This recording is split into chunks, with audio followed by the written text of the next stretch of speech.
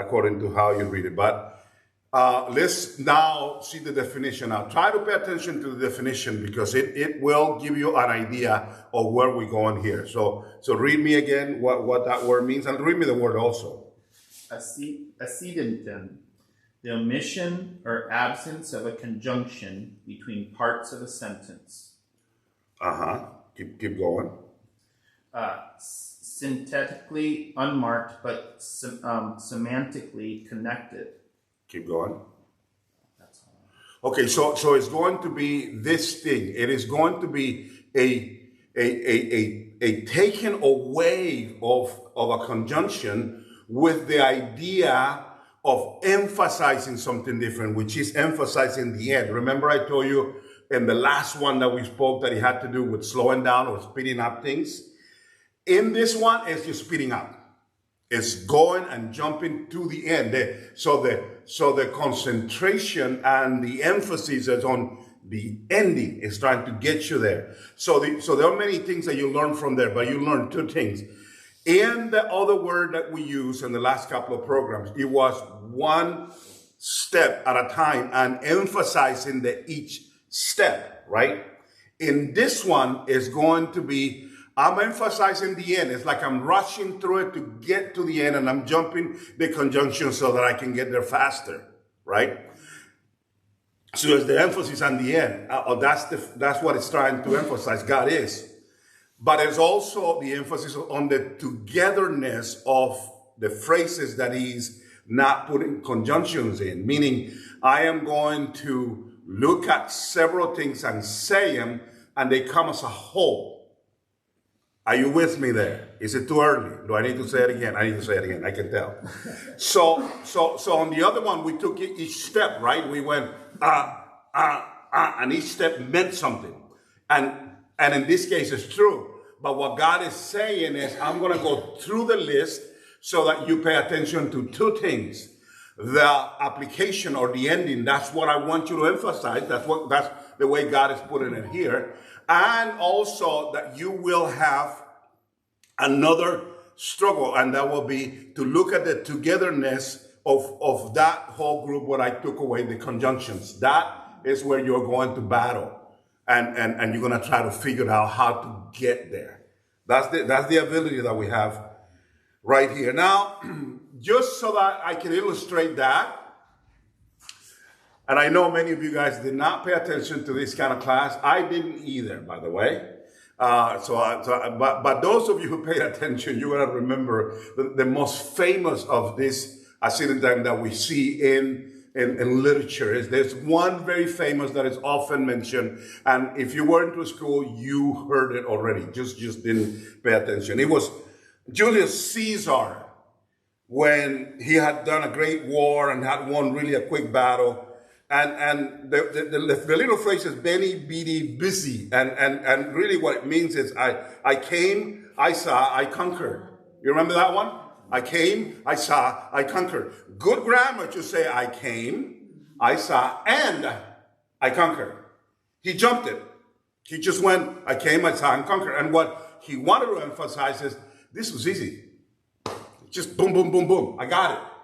That's why he did it.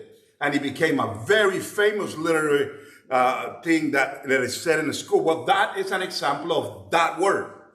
That's what we have with that wording. So what I have in all of the expression of following is that I look at that and you say, okay, wow, that's famous. That guy really got it together. Well, it's in the Bible. Way before he got here. There are many instances in the scripture where God uses that. So he is the inventor of literature of this nature. This is what he does. And I want to just point out some of the things that we can look at in the scriptures for us to know where we go with those passages. For example, let's go over to Galatians chapter 5, verse 22. Now remember, this is going to be the fruit of the Spirit. And try to remember the two things that we're looking at. Remember, there's more things to learn. But because of the limit of the time that we have in the mornings like this, I'm looking at two only: the togetherness of the wholeness of the whole paragraph before, and the fact that it's rushing and eliminating something so that he can tell you that's what you have to look at. That conclusion, that is what matters. That is what he's trying to emphasize. Are you there? Yes, sir. 5:22. Now, there's going to be some expression, but this will be one of the easiest things. But the fruit, singular, you see how that worked? Not the fruits, the fruit. So that's the togetherness that I'm talking about. The fruit of the Spirit is, not are, but is love, joy,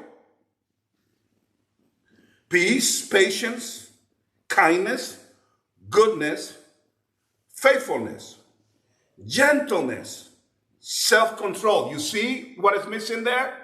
There is no and self-control. Now, it isn't that God doesn't know that you should put an and there somewhere. Since he invented all this stuff, he can put it wherever he wants to put it.